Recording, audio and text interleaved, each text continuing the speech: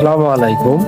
যেটা হচ্ছে কি আমরা আর কি আখিরাত এবং পরকাল নিয়ে চিন্তিত, যে আসলে আমরা দুনিয়ায় কি করতেছি তা পরকাল নিয়েও কিন্তু আমাদের ভাবতে হয়।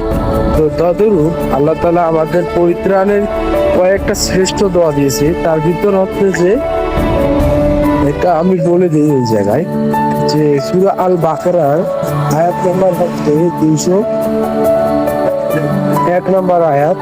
এখানে বলা হয়েছে রব্বানা আতিনা ফিদ দুনিয়া হাসানাতাও ওয়া ফিল আখিরাতি হাসানাতাও ওয়া কিনা আযাবান। অর্থাৎ এর অর্থ এরকমই হচ্ছে যে হে আমার প্রভু, আপনি দুনিয়াতেও সুখদান করো, আখিরাতেও সুখদান করো, এবং শেষ অংশে আছে আপনি জাহান্নাম থেকে আমাকে বাঁচান। তো আল্লাহ তাআলা যেরকম মানুষকে পরীক্ষা নিয়েছে তার কিন্তু উদ্ধৃতিও দিয়েছে।